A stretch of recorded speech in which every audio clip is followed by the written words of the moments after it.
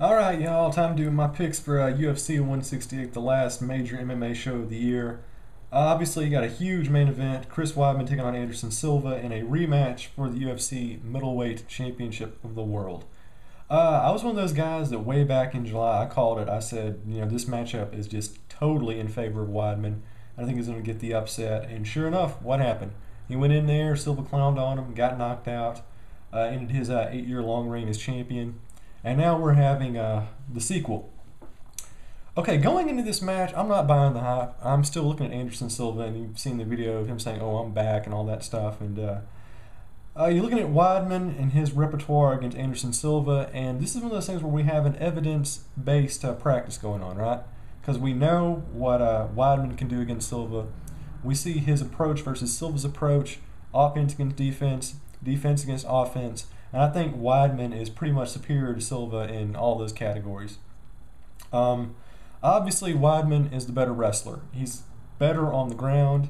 I don't see Silva submitting him. If anything, if this fight goes down the floor, it's because Weidman dragged him down and is just pounding the crap out of him. So I see Weidman is definitely being the better grappler. I think he's the better striker. We've seen that. He's proven it. Silva goes in there, he does all that funky stuff, and then Weidman comes back and just cold cocks him.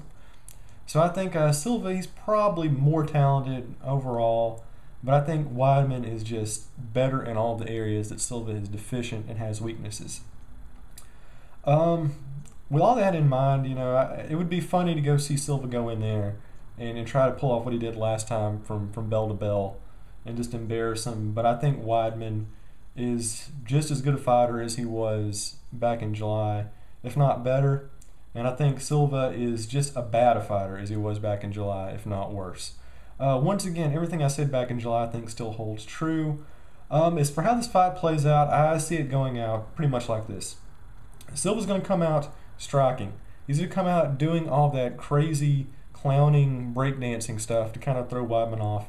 And it's going to get the crowd going crazy. It's going to be entertaining. Weidman's going to pick a shot, say, "I'm not falling for it. I'm going to keep my distance."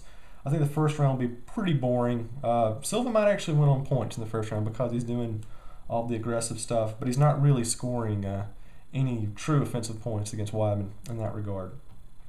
So I think in the second round, that's when Silva keeps doing the same old stuff, and that's when Weidman, I think, shoots for a takedown and kind of drags him out.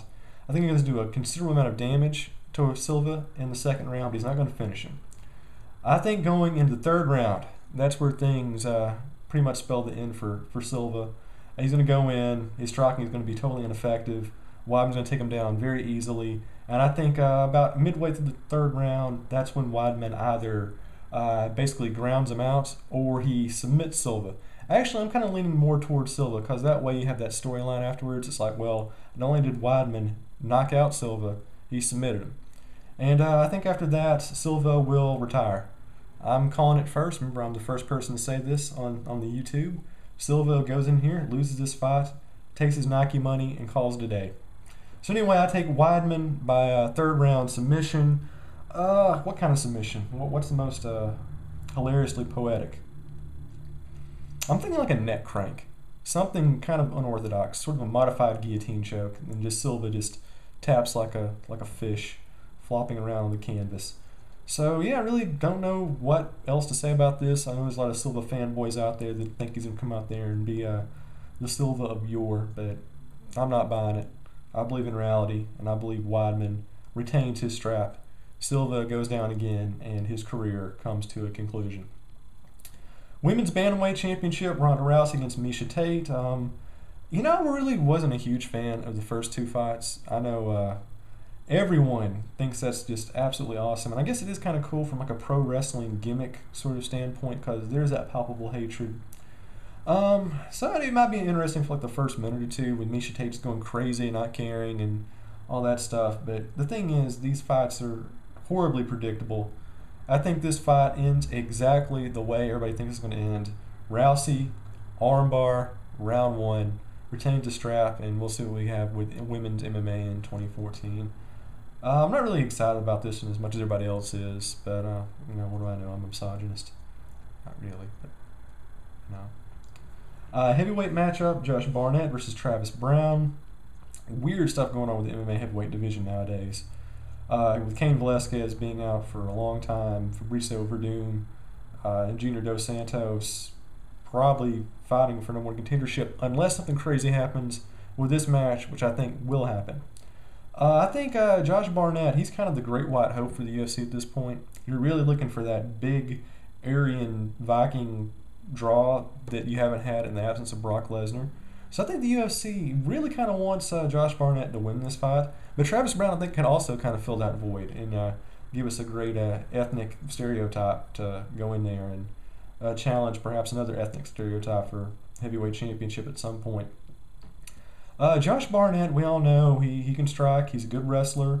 That's what he did to Frank Mir. He's got a good track record. But I think Travis Browne, the only time he's looked bad is that fight against Verdum. And Verdum is like a top 3 or 4 heavyweight in the world, so we can write him off on that. And obviously you saw what Travis Browne did to Alistair Overeem, which was just comedic in every possible way. So in this fight, I think Travis Browne is going to go in and make himself famous. I think he's going in there first round and knock out Josh Barnett. It's going to be ungodly. Like, it's going to be a knockout of the year contender. It's going to put Travis Browne on the map, going to make him like an automatic heavyweight contender. And I think ultimately they're going to end up doing Travis Browne versus Fabricio Verdum sometime early in 2014, which sets up the only heavyweight championship match of 2014. You have Velasquez taking on the winner of that bout. Hopefully Browne, because I can see that being a sort of marketing shtick for the next couple of months. So yeah, Browne KO. Really don't have much more to add to that. We got Jim Miller against Fabricio Camoes. I'm going to go with Miller. He hasn't really looked good in his last couple of matchups, but I think he's going to rebound with this one. I think he's going to take a unanimous decision. Jim Miller has this thing where his fights are extremely gory, so maybe we'll luck out and we'll see Fabricio have a vein pop on his forehead or something. Get some platelets all over the canvas, as we all hope for. So yeah, Miller unanimous decision. Featherweight matchup: Dustin Poirier against Diego Brandao. Really hard fight to pick, but I'm gonna go with Poirier by decision, or maybe like a late round 3 submission. It's always safer to go with a unanimous decision, So I'm gonna go with that. So Poirier takes the nod there. Preliminary matchups: Chris Lieben against Uriah Hall. I'm gonna go with Uriah Hall by knockout round 2. A lightweight matchup: Gleison Tibau against Michael Johnson. I'm going to go with Tibau by unanimous decision. Featherweight: Dennis Seaver against Manvel Gamburin. I'm going to go with Seaver round 2 TKO.